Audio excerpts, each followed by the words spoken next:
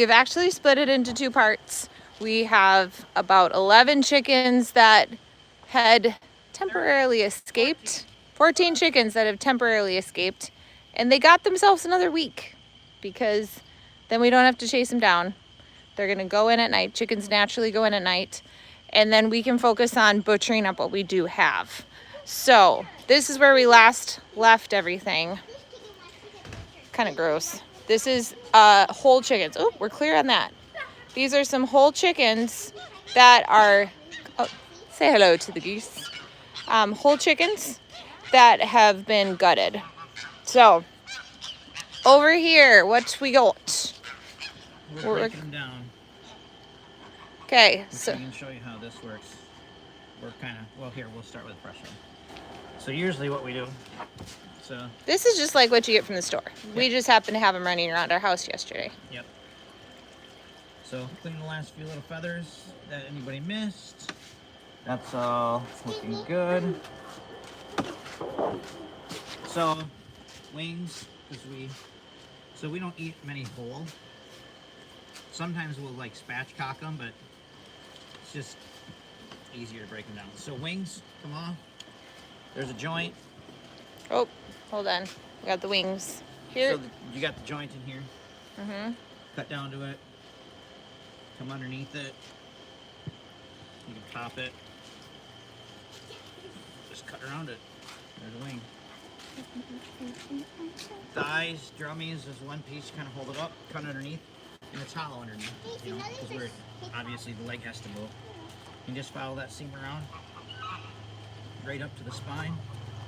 Hold that tight, and when you get back to the leg bone, hold it, pop it. That pops right out of socket. That's your thigh, right? Yep. And then you just literally follow that bone right off the back.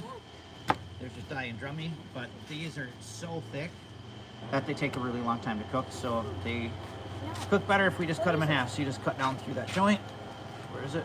There it is. It's nice getting dull. I mean, that is a drumstick right there. I have relatively big hands, so those are thighs and drummies. Same thing on this side. Some chicken breast there. Those are chicken stock and gizzards. Future chicken stock. Yes, Laura, they work really well. The feet and the carcass, especially because these carcasses have a lot of fat on them. And we do the ribs, or not the ribs, we do the breast bone off, or we debone them. So sometimes they got a little thing right there that you don't want, because they literally sit around and are lazy. Hey, is that from the hose? So we cut that off. You're fine.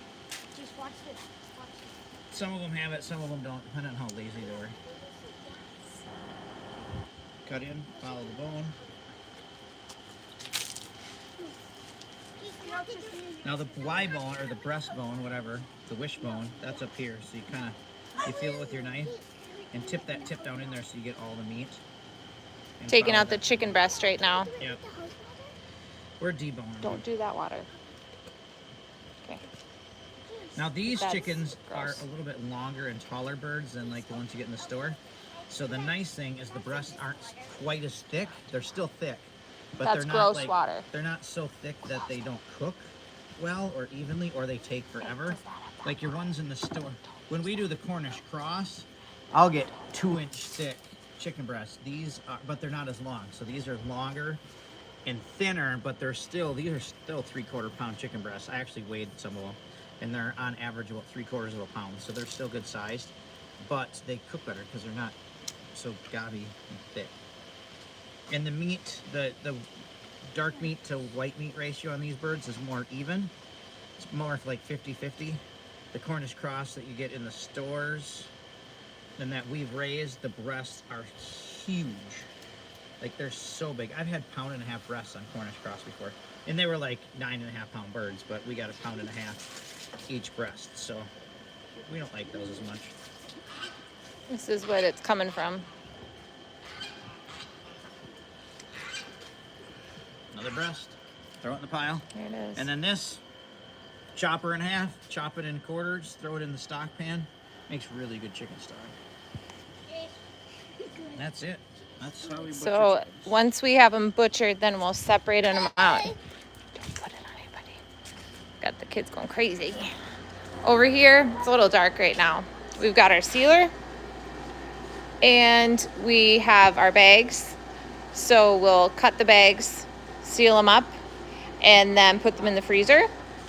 And I'll show you one more place. We have one more place that we've got going today. We had chicken for dinner at the smoker.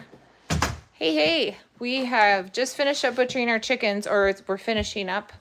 And we are, as a result, making some chicken broth right here. This is bone broth filled with all of the goodness of the chicken bones that you just saw outside. And I've got some celery, peppercorn, bay leaf, onion, garlic. Yeah, one of the best parts of doing your own chickens. One of the best parts about doing your own chickens is having your own chicken broth. This is fresh bone broth. Literally the bones come from the chicken that we just cut up outside. And we put a bunch in here so we get a batch going right away. This stuff will wind up being thick broth, like collagen, all the good stuff. So we get this going here, and then we had chicken for dinner. We had broke down one chicken, had that for dinner, put it on the smoker while we were doing the chickens. So I'm gonna keep this going most of the night, have it cool down, package it up tomorrow. And then tonight we will get all of the chicken drummies. We will get the thighs. We'll get all the separated parts that we have from our meat chickens, and we will package it up and put it in the freezer. And so looks like we're gonna have to do it all over again because we didn't expect to split it up, but we had 35 chickens to do. And so I think it's gonna be nice that we split it into two. So we have two parts.